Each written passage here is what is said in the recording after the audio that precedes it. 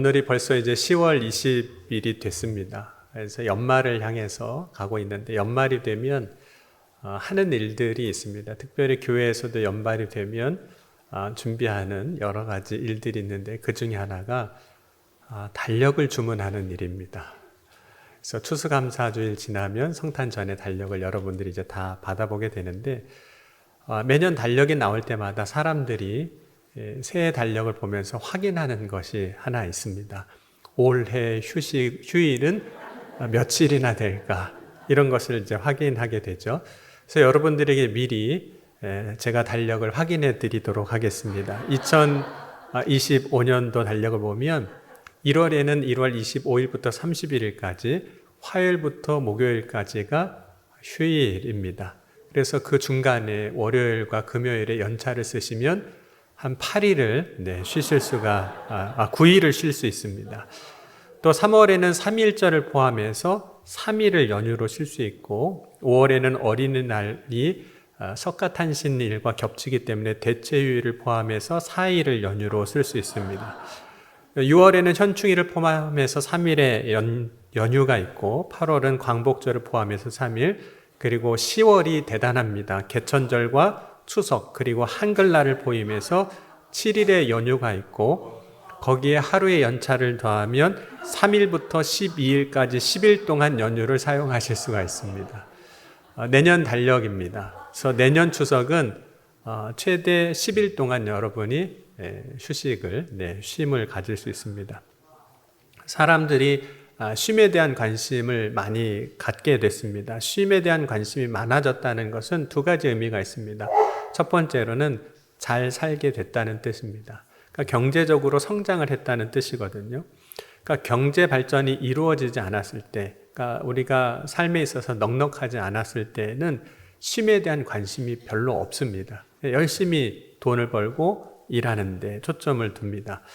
두 번째로 쉼에 대한 관심이 많아졌다는 것은 자기 자신에 대한 관심이 많아졌다는 뜻입니다. 그러니까 쉼의 초점이 나 자신에게 있습니다. 이전까지 아마 여러분들 세대까지도 대부분 다 그러셨을 텐데 이전까지는 나를 위해서 살기보다는 타인을 위해서 살아왔습니다. 그 타인은 자식과 혹은 부모님, 가족을 위한 그런 삶이었습니다. 그런데 경제가 성장하면서 그 초점이 이제 타인보다는 나를 위한 것으로 바뀌고 나를 위한 것이 이제 바뀌면서 우리는 자연스럽게 나의 쉼에 대해서 나의 쉬는 것에 대해서 관심을 갖게 됩니다. 나를 위하여 살아가는 관점에서 사람들이 관심 있게 생각하는 것이 바로 취미이거든요. 그러니까 취미라는 것은 경제 성장이 이루어졌을 때 나를 위한 시간을 만들어내는 모든 활동이 취미라고도 볼 수 있습니다. 오늘 한국 사람들이 갖고 있는 취미는 굉장히 다양한 것 같아요. 취미와 관련된 일들이 이제는 하나의 산업이 이제 되어가고 있습니다. 사람들이 어떤 취미를 갖고 있을까 좀 궁금했습니다. 왜냐하면 저는 취미가 별로 없는 것 같아서 그랬기도 했습니다. 여러분은 어떤 취미를 갖고 계신가요? 그래서 이번 교역자 수양회 때 목사님들과 대화할 일이 많아서 주변 목사님들한테 여쭤봤어요. 목사님은 어떤 취미가 있으십니까? 하고 여쭤봤습니다. 그 대답은 우리가 알고 있는 그런 취미들 중에 다 하나였습니다. 그리고 그런 취미를 갖게 된 이유도 다양했습니다. 때로는 건강을 위해서 그 취미를 선택했다고 말씀하시기도 했고, 때로는 뭐 건강도 있지만 내 경제 형편에 맞는 취미 활동, 그래서 내 형편에 이게 맞을 것 같다. 왜냐하면 요즘 취미 생활하는데 돈이 꽤 많이 듭니다. 취미 하려면 레슨도 받아야 되죠. 장비도 사야 되죠. 시간도 내야 되죠. 여러 가지 일들이 필요합니다. 그리고 요즘 장비는 보통이 아니더라고요. 보통 취미들을 다 하신다고 할 때 장비 하나 구입하면 그게 뭐 적게는 몇십만 원에서 몇백만 원 그 이상 가는 것들이 들어갑니다. 그러니까 경제 상황에 맞춰서 그런 취미를 선택했다 이런 분도 있었습니다. 그리고 어떤 경우에는 전도 받으셔서 그 취미 생활을 하셨더라고요. 주변에서 이게 좋다고 같이 하자고 해서 이제 그 취미를 이제 시작하신 분도 있으셨습니다. 현대를 살아가는 사람들에게 오늘날 저와 여러분들에게 취미는 어떤 것일까요? 몇 가지 그 취미에 대한 그 의미가 있는데 그 중에 하나가 스트레스를 해소하는 겁니다. 직장에서 스트레스 받으시죠? 네. 너무 좋은 직장을 다니고 계신 것 같아요. 여러분, 가정은 어떠세요? 가정에서는 스트레스 없으시죠? 네, 가정에서도 네, 스트레스를 받습니다. 그러니까 살아가는 삶의 여러 자리에서 이 스트레스를 받다 보니까 그 스트레스를 해소하는 방법으로 취미를 선택을 하게 됩니다. 스트레스를 해소하는 차원에서 취미는 어느 정도 역할을 하는 것 같습니다. 그래서 취미가 갖고 있는 어떤 긍정적인 역할, 긍정적인 의미들이 있습니다. 그렇다면 그리스도인들에게는, 저와 여러분들에게는 어떤 취미가 적합할까 하는 겁니다. 이 질문에 있어서 조금 조심스럽기도 하고 또 고민을 좀 해봤습니다. 취미가 있는데 취미가 갖고 있는 또 다른 역할, 어떤 일들이 있기 때문에 그렇습니다. 많은 사람들이 가지고 있는 취미 중에 이런 취미도 있었어요. 낚시. 네. 그런데 많은 아내들은 남편이 낚시를 취미로 가지는 것을 매우 싫어한다고 합니다. 왜 그런 걸까? 낚시 자체가 뭐 악하지 않습니다. 그거 자체가 뭐 나쁜 일이 아니에요. 그 산업이 나쁜 일에 뭐 쓰여진다거나 하는 사회적 영향을 미치는 어떤 산업이 아니죠. 그럼에도 불구하고 남편이 낚시하는 것을 아내들이 별로 좋아하지 않는다고. 그럼 여기는 별로 없으신가 봐요. 낚시는 그래도. 게임은 요즘 뭐 산업의 한 부분이 됐고 또 취미이기도 합니다. 그리고 최근 올림픽 정식 경기 종목 중에 e스포츠라고 해서 채택되기도 했습니다. 그러면 여러분이 이제 부모로서 자녀가 게임하는 거 여러분 좋으세요? 싫으세요? 다른 취미가 많이 있는데 게임하는 거 그렇게 좋아하지 않습니다. 이유는 그 취미 자체가 문제라기보다는 그것을 하는 사람들의 대응 방식 혹은 그 이후에 하게 되는 그 일을 통해서 나오게 되는 어떤 것들이 이제 문제가 되기 때문이죠. 예를 들자면 낚시가 가지고 있는 문제점 중에 하나가 이런 것이었습니다. 낚시를 취미로 삼은 남편이 가정을 소홀하게 된다는 겁니다. 게임을 하다가 학생 때 게임을 하다가 학생 때 해야 할 공부를 하지 못하게 된다는 겁니다. 그러니까 취미가 한 사람의 삶에 있어서 한 부분을 차지할 때 그 부분이 내가 마땅히 해야 할 다른 영역까지 침범해 들어올 때, 그래서 그 취미로 인해서 내가 마땅히 해야 할 일을 하지 못하게 될 때 그것은 더 이상 취미가 되지 않는다는 겁니다. 이렇게 되는 현상을 여러 가지로 설명을 할 수 있습니다. 먼저는 그 한 사람 개인의 문제로도 설명을 할 수 있죠. 그 사람이 어떤 취미를 하든 절제를 잘하면 되는 거죠. 개인이 알아서 할 때 하고 그만둘 때 그만두고 상황에 맞춰서 내가 이걸 해야 하니까 조금 뒤로 미루기도 하고 그럴 수 있다면 뭐 문제가 되지 않습니다. 그래서 개인의 문제로 취급을 하고 있습니다. 그러나 때로는 그 취미 자체가 가지고 있는 특성 중에 하나가 중독성이 강한 취미도 있다는 겁니다. 그러니까 이게 개인의 문제하고 또 다른 문제인 거예요. 개인이 절제를 잘하느냐 못하느냐의 문제가 아닐 수 있다는 겁니다. 근데 모든 일에는 어느 정도의 중독적인 성격을 가지고 있습니다. 그러나 유독 중독성이 강한 어떤 것들이 있습니다. 벌써 꽤 오래전 일입니다. 벌써 한 13, 14년 전의 일인데 감리교 부흥을 위한 목회자 기도 모임이라는 목사님들 기도 모임이 있었는데 그 기도 모임에 참석했을 때 한 사모님이 기도 제목을 나눠주셨어요. 근데 그 기도 제목이 뭐였냐면 남편인 목사님을 위한 기도 제목이었습니다. 문제는 이것이었습니다. 그 남편 목사님이 취미가 생겼는데 낚시였다는 거였습니다. 그래서 주일 예배를 다 마치고 저녁 때 낚시 도구를 들고 밤 낚시를 하러 갔는데 종종 새벽 예배를 잊어버리고 낚시를 하는 남편 때문에 기도 제목이라고 얘기를 하셨습니다. 그러니까 취미가 마땅히 목사님으로서 해야 할 일을 하지 못하게 하고 있었던 거죠. 그것은 더 이상 취미가 되지 못하고 문제가 돼버린 거죠.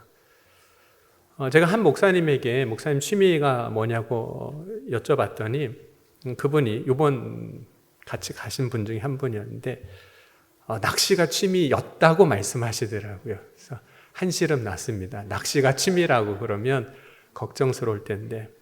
그래서 어떻게 취미생활 낚시 하셨냐고 여쭤봤어요. 그랬더니 사진도 이렇게 보여주시고 했는데 조그만 낚싯배도 있었다고 이야기를 했습니다.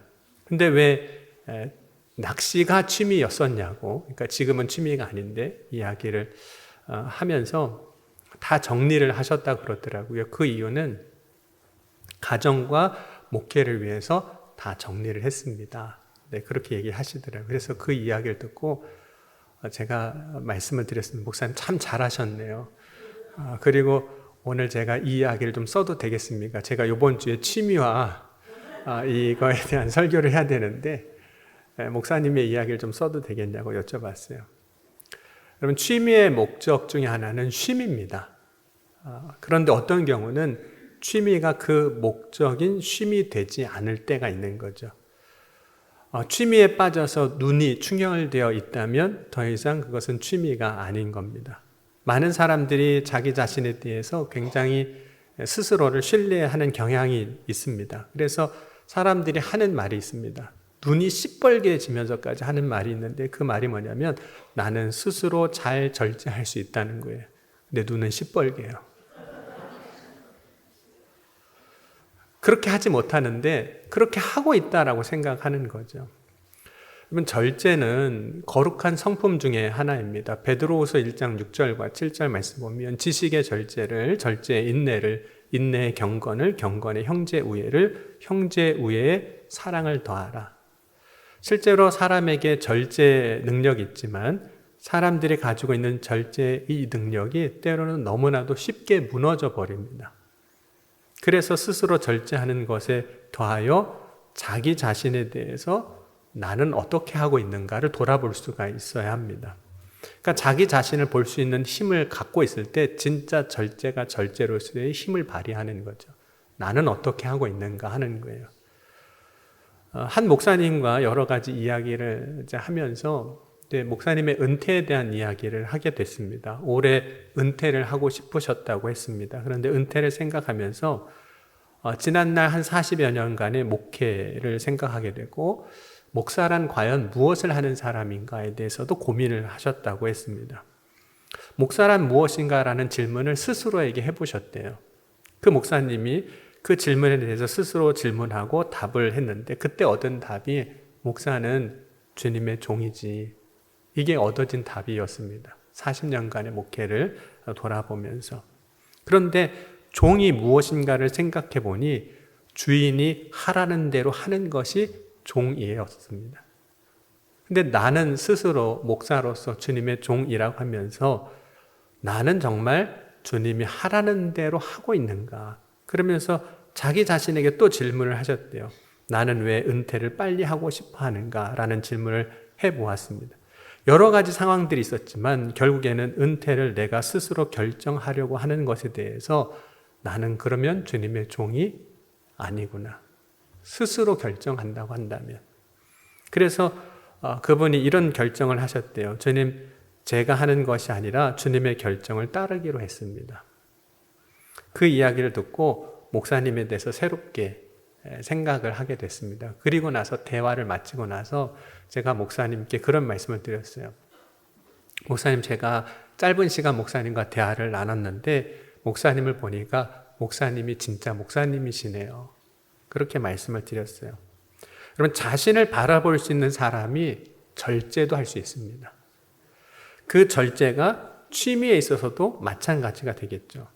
여러분, 취미에도 사실 이렇게 돌아보면 절제가 필요합니다.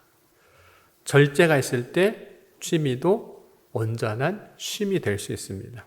절제가 없으면 취미는 쉼이 되지 못하고 때로는 일이 되기도 하고 절제가 없을 때 취미는 여러 가지 사회적인 문제가 되기도 합니다.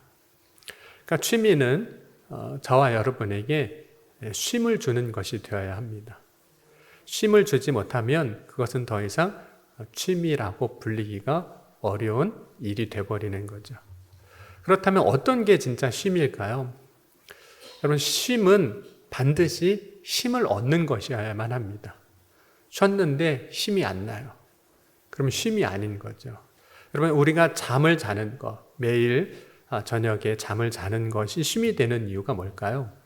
어쨌든 잠을 자고 일어나면 새 힘을 얻기 때문에 그 잠이 쉼이 되는 겁니다.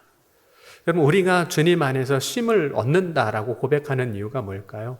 그 이유는 우리가 주님 안에서 세상을 살아갈 새 힘을 얻기 때문입니다. 여러분, 오늘 이 시간 저와 여러분이 드린 이 예배도 주님 안에서 쉼이 될 수 있기를 주의 이름으로 간절히 축원합니다. 그래서 오늘 드리는 이 예배를 통해서 내일 세상을 향해서 살아갈 때 힘을 얻을 때 이 예배가 정말 주님 안에서 얻는 쉼이 되는 거죠. 하나님은 모든 만물에게 안식을 주셨습니다. 창세기 1장 보면 31절부터 2장 3절까지 보면 이렇게 말씀합니다. 하나님이 지으신 그 모든 것을 보시니 보시기에 심히 좋았더라. 저녁이 되고 아침이 되는 이는 여섯째 날이니라. 천지와 만물이 다 이루어지니라. 하나님이 그가 하시던 일을 일곱째 날에 마치시니 그가 하시던 모든 일을 그치고 일곱째 날에 안식하시니라. 하나님이 그 일곱째 날을 복되게 하사 거룩하게 하셨으니 이는 하나님이 그 창조하시며 만드시던 모든 일을 마치시고 그날에 안식하셨음이니라. 사실은 하나님은 쉬실 이유도 없으세요. 왜냐하면 하나님이 6일 동안 세상을 만드셨을 때 힘드셨을까요? 안 드셨을까요? 하나님이 힘드셨으면 하나님이 아니시죠. 하나님은 피곤하지도 아니하시고 지치지도 아니하시고 피곤하거나 곤비하지 아니하신다고 하셨으니까. 그러니까 하나님은 피곤하지 않으셨어요. 그런데 왜 하나님이 일곱째 날에 안식하셨을까요? 왜 그러셨을까요? 저는 이 말씀을 늘 보면서 하나님이 왜 안식하셨을까라고 생각할 때 이런 생각을 늘 합니다. 우리를 위해서 안식하신 거예요. 왜냐하면 하나님이 쉬셔야 우리도 쉬는 거거든요. 예를 들자면 이겁니다. 교회 월요일 날 담임 목사가 출근하면 부목사는 쉴 수 있을까요? 못 쉴까요? 못 쉽니다, 그러면. 그러니까 담임 목사가 쉬어야 부목사도 쉬는 거예요. 그러니까 하나님이 피곤하셔서 쉬시는 게 아니에요. 하나님이 쉬셔야 우리가 안식하기 때문에 그렇습니다. 그러니까 하나님이 안식하실 때 그 안식의 초점은 우리에게 있는데 그 안식의 초점이 우리에게 있을 때 그것은 단지 사람에게만 있는 것이 아니라 하나님이 창조하신 모든 피조물에게 다 있는 겁니다. 그래서 하나님은 율법을 통해서 희년을 선포하시기도 하셨어요. 그 희년에는 무엇도 쉬게 하셨냐면 땅도 쉬게 하셨습니다. 그리고 그 가운데 종도 자유롭게 하시고 그 희년을 선포하신 거죠. 그래서 레위기 25장 8절 이에 보면 너는 7 안식일을 계수할지니 이는 7년이 7번인 즉 안식년 7번 동안 곧 49년이라. 일곱째 달 열흘날에 속죄일이니 너는 뿔라팔 소리를 내되 전국에서 뿔라팔을 크게 불지며 라고 쭉 말씀하시면서 이 희년은 단순히 사람만 쉬게 하시는 게 아니라 땅도 하나님이 만드신 피조물도 다 쉬게 하셨습니다. 그래서 희년을 통해서 모든 것들이 다 회복이 되게 하신 거예요. 땅도 회복되게 하시고. 그러니까 하나님이 안식을 허락하신 이유는 그 안식을 통해서 회복을 원하시는 거예요. 쉼을 통해서 회복하게 하시려고 안식하게 한 겁니다. 그러니까 여러분 우리가 갖고 있는 취미를 할 때 취미 생활이 하고 나서 너무 피곤해요. 그러면 쉼을 못 얻은 거죠. 여러분 오늘 우리가 안식일을 지키지는 않지만 주일을 통해서 예배를 드리는 것이 다 회복입니다. 주일에 쉬는 것이 일주일간의 육신의 피곤함을 회복하는 시간이 될 수도 있지만 우리가 영적으로 세상을 살아가면서 침체되고 낙심되었던 일들이 말씀 안에서, 믿음 안에서, 또 기도 안에서 예배를 통해서 회복되게 하시는 겁니다. 죽었던 영혼이 다시 살아나게 하시는 거죠. 잠자던 영혼을 다시 깨우시는 겁니다. 오늘 말씀을 다시 한번 보겠습니다. 마태복음 11장 28절에서 30절 말씀 보면 수고하고 무거운 짐진 자들아 다 내게로 오라 내가 너희를 쉬게 하리라. 나는 마음이 온유하고 겸손하니 나의 멍에를 메고 내게 배우라. 그리하면 너희 마음이 쉼을 얻으리니 이는 내 멍에는 쉽고 내 짐은 가벼움이라 하시니라. 그래서 주님이 정말 우리에게 주고 싶으신 것은 쉼입니다. 안식이에요. 그러니까 오늘 그리스도인들이 가져야 할 취미는 뭘 갖고 뭘 갖지 말라고 말할 수는 없겠지만 그것이 나에게 정말 쉼을 줄 수 있는 것이냐 하는 겁니다. 여러분, 쉼은 두 가지 의미에서 쉼이 되어야 됩니다. 첫 번째는 그 쉼이 육체의 쉼이 될 수 있어야 됩니다. 하나님이 안식하실 때 그리고 안식일을 명하실 때에도 일하지 말라고 명하십니다. 신명기 16장 8절 말씀 보면 너는 엿새 동안 무교병을 먹고 일곱째 날에 내 하나님 여호와 앞에 성회로 모이고 일하지 말지니라. 그래서 일하지 말라고 하나님이 명령하셨던 이유는 그 안식일을 통해서 육신도 쉬게 하시는 거죠. 육체의 노동으로부터 쉬게 하시는 겁니다. 근데 하나님이 안식을 통해서 주시는 두 번째 쉼은 단순히 육체 노동을 하지 않는 것, 일하지 않는 것만이 아니라 마음의 쉼을 얻는 겁니다. 여러분, 일하지 않아도 하나님이 책임져 주심을 믿는 거예요. 이 훈련을 이스라엘 백성들은 광야에서 만나를 통해서 배우게 됩니다. 하나님이 만나를 이스라엘 백성들에게 일용할 양식으로 주셨는데 안식일 전날에는 이틀치를 거두게 하시고 안식일에는 아무것도 거두지 못하게 하셨습니다. 그 이유는 하나님이 책임지심을 믿게 하기 위해서입니다. 하나님이 책임지심을 믿음으로 가는 거죠. 사람들이 얻는 또 다른 쉼이 있습니다. 먼저는 육신의 쉼이고 마음의 쉼이 있는데 세 번째는 이제 영혼의 쉼이 있습니다. 영혼의 쉼은 모든 것을 완전히 하나님 앞에 맡길 때 누리는 은혜입니다. 여러분, 예수님이 십자가 지시고 고난당하시고 죽으실 때 예수님께서 마지막 십자가에서 하셨던 말씀이 있는데 누가복음 23장 26절에 이렇게 말씀을 하고 있습니다. 예수께서 큰 소리로 불러 이르시되 아버지 내 영혼을 아버지 손에 부탁하나이다 하고 이 말씀을 하신 후 숨지시니라. 예수님은 십자가 위에 계셨지만 그 영혼은 안식하신 거예요. 물론 이제 취미가 우리의 영혼에 안식을 줄 수는 없습니다. 취미가 우리의 영혼을 안식을 대신할 수는 없어요. 그러나 적어도 우리가 취미를 가질 때 취미가 영혼의 안식을 방해하면 안 된다는 거죠. 그것은 다시 한번 우리가 생각해 봐야 할 문제입니다. 세상에서는 취미라고 말하지만 그것이 우리의 영혼의 안식에 방해가 되는가 그렇지 않은가는 우리 스스로가 살펴보아야 합니다. 그럼 어떤 취미가 영혼의 안식에 방해가 될 수 있을까요? 여러분은 무엇이 생각나시나요? 어느 한 가지로 딱 말하진 않겠지만 만약 그 취미가 중독에 가깝다면 그것은 분명히 영혼의 안식을 방해하는 것이 될 겁니다. 오늘 우리가 가지고 있는 취미는 우리에게 쉼을 줄 수 있는 유익한 것이 되어야 합니다. 그러나 만약 유익하지 않다면 그 취미에 대해서 절제할 수 있어야 합니다. 절제 힘은 그것을 하는 것보다 더 큰 힘이 필요합니다. 달리는 것을 절제하려면 달리는 것보다 더 큰 힘이 있어야 그 달리는 것을 멈추게 할 수 있는 거거든요. 만약 우리가 절제할 수 있는 힘이 없다면 시작하지 않는 게 차라리 나은 거죠. 그러나 절제할 수 있는 힘이 있다면 시작해도 괜찮을 것 같습니다. 만약 우리가 절제할 수 없는 힘이라면 그 부분에 있어서는 때로는 이미 시작된 상황에서 다른 힘이 필요한 거죠. 절제할 수 있게 해달라고. 정말 기도해야 합니다. 그러니까 여러분, 우리가 취미 생활이 그저 뭔가 활동을 하는 것으로 끝나지 않는다는 거죠.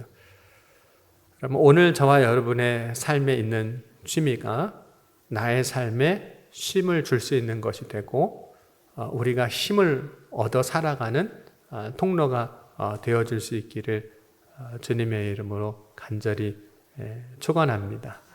그래서 쉼이 우리의 영혼을 방해하는 것이 아니라 그 쉼을 통해서 우리의 영혼이 다시 회복되어지는 디딤돌이 되고 통로가 될 수 있는 그런 믿음의 삶으로 나아가는 우리 청란의교회 모든 성도가 될 수 있기를 주님의 이름으로 축복합니다. 기도하시겠습니다. 사랑과 은혜가 풍성하신 하나님 아버지 감사합니다. 오늘도 우리가 말씀을 통해서 우리의 삶을 되돌아보게 하시니 감사합니다. 나의 삶의 취미가 우리의 영혼의 삶을 방해하는 것이 있다면 절제할 수 있는 힘을 주시고 그것이 온전히 우리의 쉼이 되어 하나님 주신 은혜와 축복을 받고 누리는 복된 삶이 되게 하여 주옵소서. 오늘도 주님께서 주신 말씀과 은혜를 붙잡고 세상을 나아갈 때 승리케 하여 주실 것을 믿사오며 사랑이 많으신 우리 주 예수 그리스도의 이름으로 감사하며 간절히 기도하옵나이다. 아멘.